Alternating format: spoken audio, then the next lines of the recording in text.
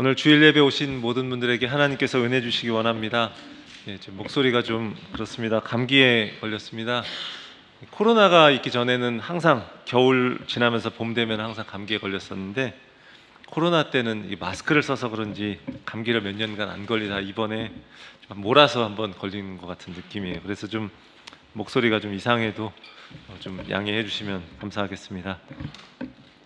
우리가 요한복음 말씀을 보면서 7개의 표적에 대해서 이야기를 계속해서 보고 있는데, 오늘이 마지막 7번째 표적의 말씀입니다. 첫 번째는 가나의 혼인잔치에서 물을 포도주로 만드신 사건입니다. 이것을 통해서 생기를 잃어버린 그 유대교를 이제 대신해서 새 시대를 여시고 구원을 주시는 예수님에 대해서 우리는 보게 됩니다. 그리고 또 기쁨이 사라진 이 세상에 기쁨을 회복하시는 그 예수님을 보게 됩니다. 그 두 번째 표적은요, 왕의 신하의 아들을 고치신 사건이었습니다. 죽음의 위기에 있던 그의 아들을 말씀으로 고치시면서 새롭게 창조하시는 그 생명의 예수님을 보여줍니다. 세 번째는요, 뭘까요? 38년 된 병자를 고치신 사건으로 죄와 사망에 갇혀있던 그 우리를 구원하시고 안식을 주시는 예수님에 대해서 이야기합니다. 그리고 네 번째는 오병이어의 사건으로 생명의 떡이신 예수님을 보여줍니다. 다섯 번째는 무리를 걸으시는 사건으로 예수님이 새로운 출애굽을 이루시는 하나님이시고 우리 인생의 항해 가운데서 안전하게 또 목적지에 이르게 하시는 분이라는 것을 함께 나눴습니다. 그리고 여섯 번째는 지난주에 나눴던 날 때부터 맹인이었던 사람의 눈을 뜨게 하신 사건, 그것으로 세상의 빛으로 오신 예수님, 그분이 우리의 영의 눈을 뜨게 하시는 분이라는 것을 보여줍니다. 그리고 오늘 본문에 나오는 나사로를 살리시는 이 표적은요, 마지막 표적인데, 그러니까 요한복음에 기록된 마지막 표적이라는 거예요. 그래서 이 모든 표적의 절정과도 같은 거예요. 그래서 죽은 사람을 살리는 사건이기 때문에 그렇고, 예수님의 십자가와 부활을 잘 보여주기 때문에 그렇습니다. 본문에서는 우리가 나사로가 살아나는 장면만 우리가 읽었지만 11장 전체가 이 표적의 이야기로 이제 구성이 되어 있습니다. 그리고 이 표적 역시 예수님이 누구신지를 잘 보여줄 것입니다. 그러니까 이 표적이라는 게 기적인데 예수님을 가리키는 표지와 같다라는 것, 사인이라는 것 계속 말씀을 드렸었죠. 예루살렘에서 한 5리쯤 되는 곳에 베단이라고 하는 마을이 있었습니다. 그곳에 마리아와 그 자매 마르다 그리고 나사로 이 3남매가 살고 있었고, 그들은 예수님과 아주 친밀한 관계 가운데 있는 사람들이었습니다. 예수님이 종종 이 집에 머무셨던 것 같습니다.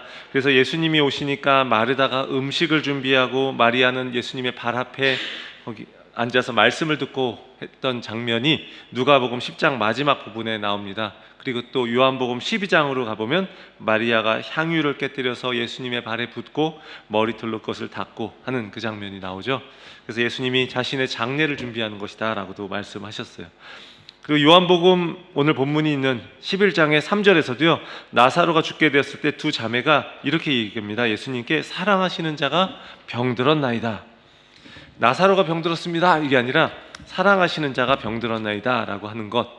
그리고 5절에서요, 예수께서 본래 마르다와 그 동생과 나사로를 사랑하시더니, 이렇게 말씀하고 있는 것도 그렇고요, 예수님이 제자들에게 우리 친구 나사로가 잠들었도다 그러나 내가 깨우러 가노라 이렇게 말씀하시는 것도 보면은 예수님과 이 세 남매의 관계가 아주 깊었다라는 것을 보여줍니다. 그런데 나사로가 병이 들었고 마르다와 마리아가 이제 요단강 건너편에 계신 예수님께 사람을 보내서 그 소식을 전하지만 예수님이 곧바로 가시지 않습니다. 친하면 곧바로 가야 될 것 같은데 그렇게 하지 않으십니다. 예수님은 그곳에서 이틀을 더 머무시고 베다니로 가셨는데 이미 나사로가 죽은 것을 알고 계셨어요. 그리고 베다니에 도착했을 때 나사로가 죽고 무덤에 있은 지 나흘이 되었다 이렇게 기록합니다. 이런 상황 속에서 벌어진 일이 오늘 본문의 이야기입니다. 오늘 이 시간 요한복음에 기록된 이 마지막 표적, 나사로가 다시 살아나는 이 사건을 통해서요, 예수 그리스도가 어떤 분이신지를 우리가 깨달을 수 있는 그런 시간 되기를 원합니다. 그러면 나사로가 다시 살아난 표적을 통해서 우리는 무엇을 깨닫게 될까요? 먼저요, 죽음의 절망을 깨닫게 됩니다. 목회자가 되면서 이제 교인분들의 장례식에 참석을 많이 하는데 처음부터 끝까지 이렇게 참석하는 일이 많았습니다. 그 전에 이제 장례식에 뭐 참석한 적도 많이 있지만 처음부터 끝까지 있는 일은 거의 없었고요. 그냥 조문하고 이런 정도였습니다. 처음 사역을 시작하면서 교회 권사님 장례식에 참석했는데 처음부터 끝까지 이렇게 가게 되었는데, 이 화장터에서 죽음이 주는 느낌 같은 것을 그게 아주 깊이 각인되는 걸 좀 느꼈어요. 화장터 곳곳에서 막 터져 나오는 유족들의 울음소리가 통곡 소리죠. 통곡 소리를 들으면서 마치 죽음과 절망의 그림자가 짙게 드리워져 있는 것을 굉장히 많이 느꼈습니다. 본문에서도 그런 분위기가 느껴집니다. 죽은 나사로를 둘러싼 절망적인 현실, 이것을 우리는 볼 수 있습니다. 무덤이 돌로 막혀 있고요. 나사로가 죽은 지 나흘이 지났습니다. 우리 17절에서도 예수님이 도착하셨을 때 나사로가 무덤에 있은 지 이미 나흘이라고 이야기하는 본문이 나오고요. 팔레스타인은 날이 덥기 때문에 시신이 금방 부패해서 죽은 그날 바로 매장을 했고요. 나사로가 무덤에 있은 지 나흘이다라는 말은 곧 죽은 지 나흘이다라는 말하고 같은 거예요. 유대인들은 사람이 죽으면 영혼이 3일 정도는 떠나지 않는다고 믿었습니다. 그래서 사흘 후에 시신이 부패하기 시작하면 더 이상 살아날 희망이 없다라고 믿었고, 이제 영혼이 몸에서 떠났다라고 생각했어요. 그런데 예수님이 사람들이 그나마 희망을 가질 수 있는 그 사흘의 기간이 지난 후 나흘째 돼서 오신 거예요. 이제 사람의 힘으로는 아무것도 할 수 없다라고 그렇게 생각하는 때에 예수님이 오신 것입니다. 무덤은 돌로 막혀 있고 시신이 된 지 나흘이나 지났습니다. 돌을 옮겨 놓으라고 하는 예수님의 말씀에 벌써 나흘이나 지났다라고 하는 이 마르다의 대답이 이미 모든 게 다 끝났다라는 것을 말해줍니다. 절망 말고 어떤 것도 기대할 수 없는 그런 상황입니다. 38절을 보면 예수님이 비통히 여기셨다라고 이렇게 이야기합니다. 이에 예수께서 다시 속으로 비통히 여기시며 무덤에 가시니 무덤이 굴이라 돌로 막았거늘. 여기서 비통히 여기셨다라는 말은 그냥 우리 슬퍼했다라는 말이 아니라 분노하셨다라는 의미입니다. 영어 표현으로도 angry라고 하지 않습니까? 그러니까 격한 감정 때문에 부들부들 떠는 것을 말합니다. 무엇 때문에 우리 예수님이 분노할 정도로 마음이 격해지신 것일까? 바로 죽음이라고 하는 이 현실을 향한 분노였던 것입니다. 사람들을 이토록 아프게 하고 슬프게 하고 괴롭게 하는 죽음을 향한 분노였습니다. 더 나아가면 이 사망 권세를 통해서 인간을 괴롭게 하는 사탄을 향한 분노였을 것입니다. 죽음이 가져다 주는 현실은 이처럼 분노로 마음이 떨릴 정도로 아주 냉정합니다. 무언가로 위로받을 수 없습니다. 가끔 이제 우리 서로 믿는 사람들끼리 장례식장에 가면 그 유족들에게 힘내, 우리 천국에서 만날 거잖아, 이렇게 위로해 줍니다. 그런데 위로가 되는지 모르겠어요. 그 순간에 물론 알고 있는 이야기지만, 그리고 그걸 믿고 있다 할지라도 그 순간에 마음의 슬픔이 너무 크기 때문에 그게 별로 위로가 안 될 것 같아요. 그냥 살아 돌아오지 않는 이상은 위로가 좀 되지 않을 것 같아요. 그죠? 무언가로 인해 무슨 말로도 위로해 줄 수 없는 상황. 후회해도 다시 돌아갈 수 없습니다.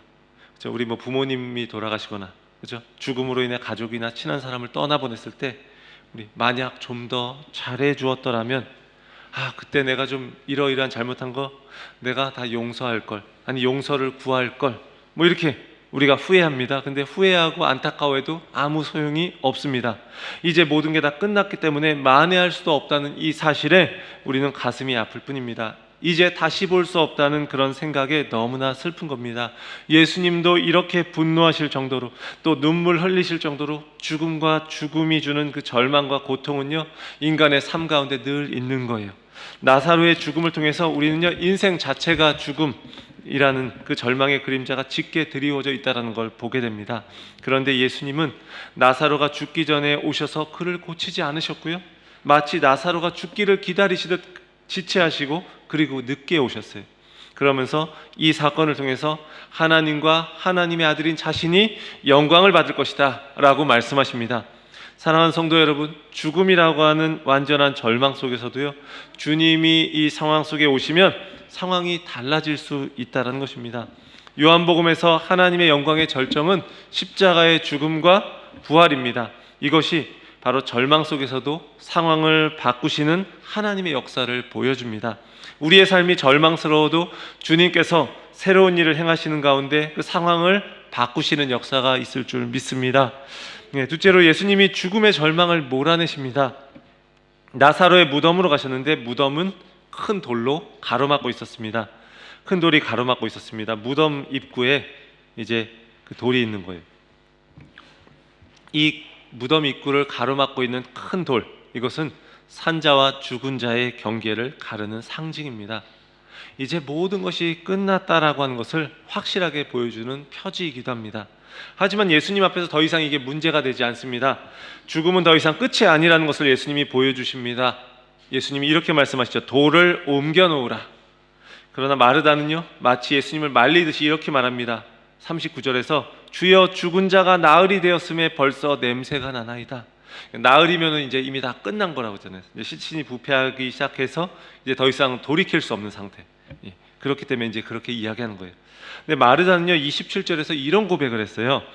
주는 그리스도시요 세상에 오시는 하나님의 아들인 줄 내가 믿나이다.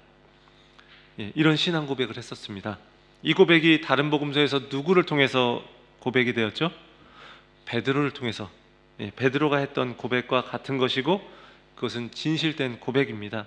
근데 마르다는 예수님을 하나님의 아들이시고 구원자이신 것은 믿지만 죽은 자를 당장 살릴 수는 없다라고 생각을 했습니다.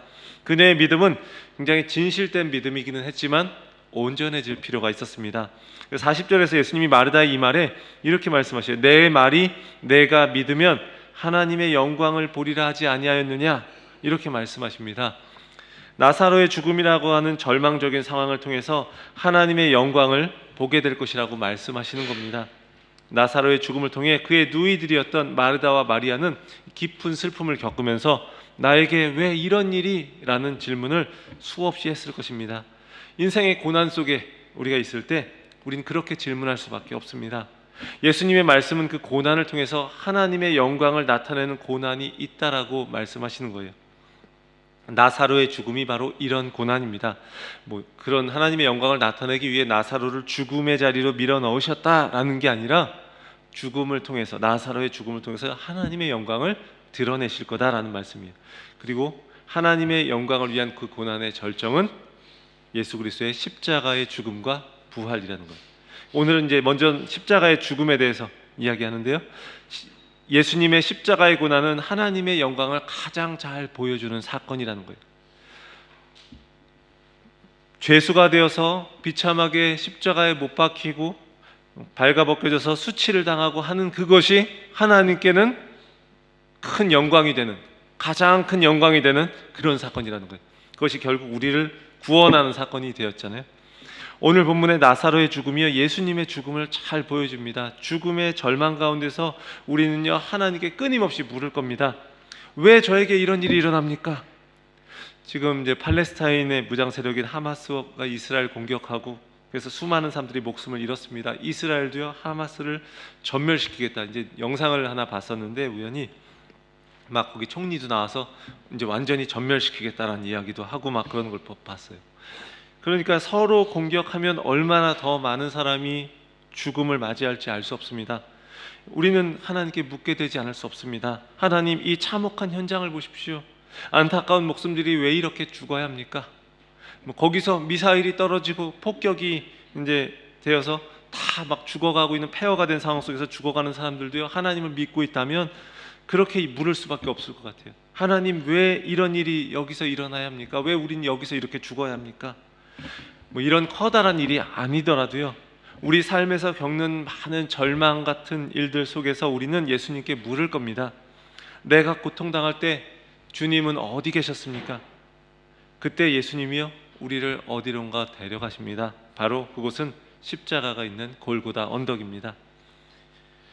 유대인들 역시 그랬습니다. 그들도요 예수님이 하신 일을 잘 이해하지 못했어요. 그래서 그들의 생각에 필요한 것은 나사로를 죽지 않게 하시는 것, 그것이었어요.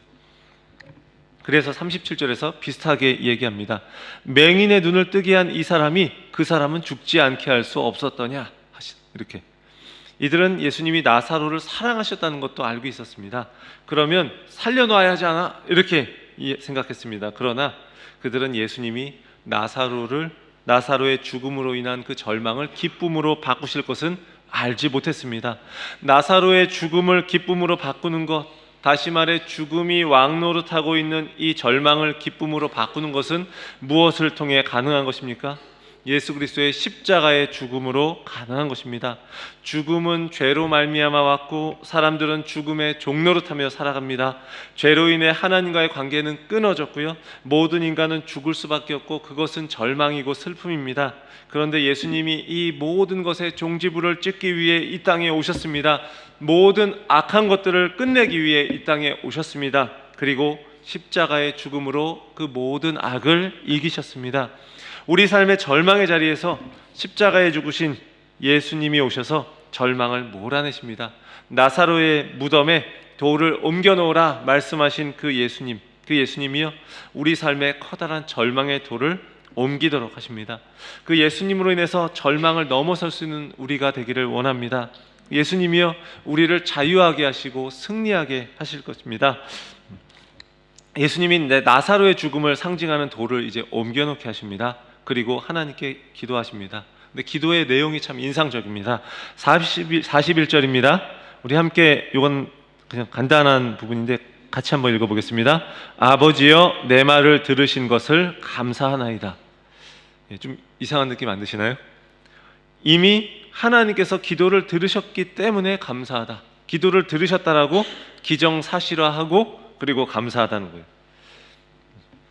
하나님과의 깊은 결속 가운데 있다는 것을 보여주시는 거죠. 하나님 아버지와 예수님은 하나라는 것을 보여주는 것입니다. 42절에서는 또 이렇게 말씀하셔요. 항상 내 말을 들으시는 줄을 내가 알았나이다. 그러나 이 말씀을 하옵는 것은 둘러선 무리를 위함이니 곧 아버지께서 나를 보내신 것을 그들로 믿게 하려 함이니이다. 이렇게 공개적으로 기도하시는 것은 모인 사람들이 예수님과 하나님과의 관계를 알도록 하기 위함이라는 거예요. 예수님이 바로 하나님이 보내신 하나님의 아들이라는 것을 보여주기 위함이에요. 그래서 믿게 하고 믿음으로써 영생을 얻게 하기 위함이라는 거예요. 요한복음이 기록 목적이 바로 그것이잖아요. 예수님께 중요했던 것은 단지 나사로의 육신을 살리는 게 아니었습니다. 나사로가 다시 살아나서 얼마를 더 살았는지는 모르지만 그의 육신은 다시 죽어서 무덤에 묻혔을 것이고 결국 흙으로 돌아갔을 것입니다. 일정 기간 동안 육신의 생명을 연장하는 것, 그게 예수님의 궁극적인 목적이 아니었습니다. 예수님은 나사로에게 영생을 주기 원하신 것입니다. 장수에서 무한정 천년 만년 살아가는 것, 이것이 영생이 아니라 하나님의 자녀로서 누리는 그 생명을 얻게 되기를 원하셨습니다.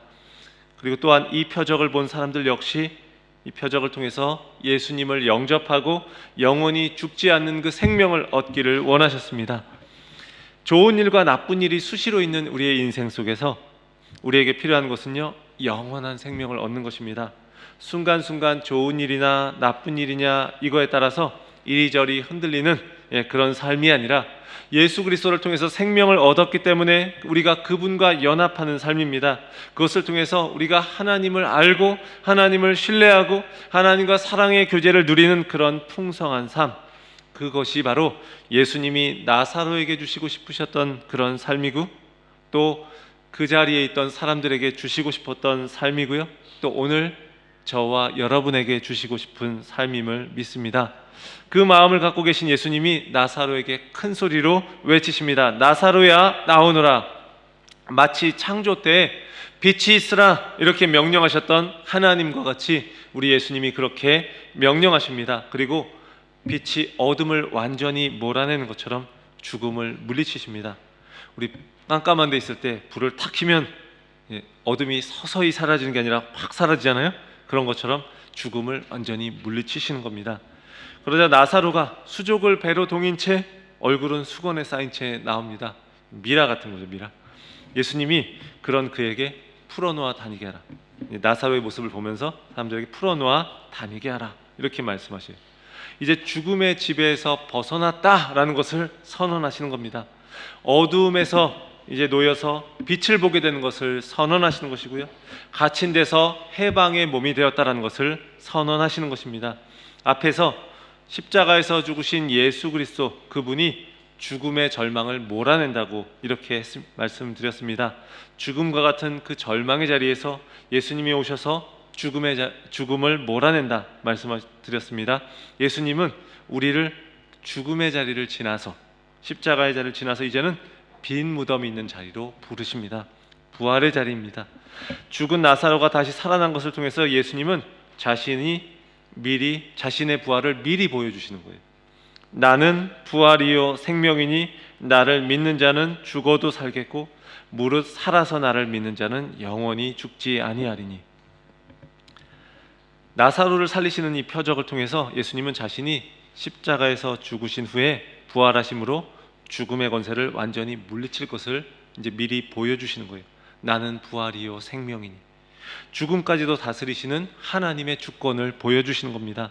나사로가 살아난 것은 더욱 궁극적인 그 승리를 알리는 서막입니다. 그저 그 한 사람이 살아난 정도가 아니라 더욱더 궁극적인 승리를 알려주는 그런 서막과도 같은 거예요. 예수 그리스도의 부활과 함께 마지막 날에 그를 믿는 모든 사람들, 여기 계신 저와 여러분들 모두가 부활하게 될 것을 미리 보여주는 사건이라는 거예요.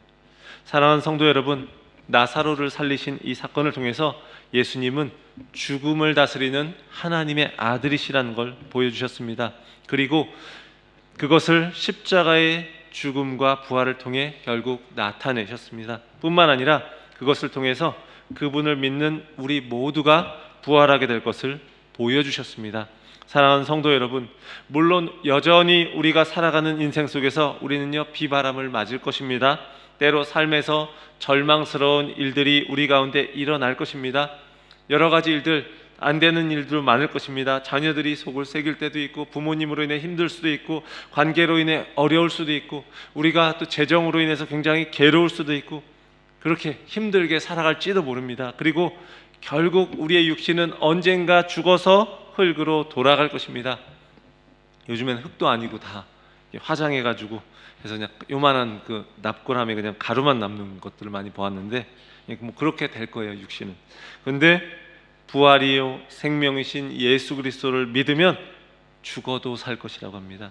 우리가 겪는 모든 절망은요 십자가에서 죽으시고 부활하신 그분으로 인해서 전부 사라질 것이고, 우리는 새로운 몸을 입고 그분과 함께 할 것이라고 이렇게 말씀하십니다. 그런데 그것을 그냥 먼 훗날에 가서 누리는 것만이 아니라 지금 여기서 그런 삶을 살 수 있다라고 이야기합니다. 바로 죽으시고 부활하신 예수 그리스도로 인해서 그분을 믿는 자는 이미 천국이 이루어진 거예요, 여기서. 그래서 천국을 살아가는 거예요. 여기서 살아가다가 나중에 그 나라에서 또 살아가는 거죠.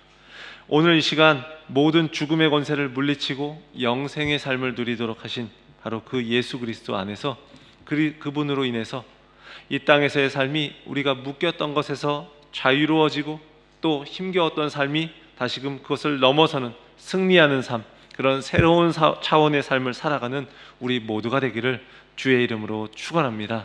이렇게 기도하겠습니다. 죽음과 같은 절망 가운데서도 십자가의 죽음으로 절망을 물리치시고 부활의 승리를 통해서 우리 가운데 영원한 생명을 주신 예수 그리스도께 감사와 영광을 올려드립니다. 우리의 삶에 힘겨울 때도 많이 있고 죽음이 지배하는 것 같은 이 세상 속에 우리가 살아가지만 부활이요 생명이신 예수 그리스도를 믿는 자는 죽어도 사는 사람임을 믿습니다. 그 예수 그리스도를 믿기 때문에 우리가 이곳에서 살아가는 동안에도 천국을 누리며 마지막 날에 그 천국을 맛보게 될 줄을 믿습니다. 하나님, 마지막 날에 승리를 완성하실 그 주님을 바라보면서 지금 여기서 그것을 누리며 살아가는 우리 모두가 되게 하여 주시옵소서. 인생의 많은 순간순간마다 때로 힘들고 때로 기쁜 일들이 계속해서 교차하고 반복되지만 그럴 때마다 우리가 흔들리지 않을 수 있는 것은 우리에게 영원한 생명이 있기 때문인 줄 믿습니다. 그 영원한 생명 우리가 붙들고 여기서 우리가 그것을 누리며 살아갈 수 있도록 역사해 주시고, 우리의 삶에서 너무나 다른 것들의 마음을 빼앗겨서 그 영생의 축복을 우리가 놓치지 않도록 하나님께서 은혜 베풀어 주시옵소서. 감사드립니다. 우리 주 예수 그리스도의 이름으로 기도합니다. 아멘.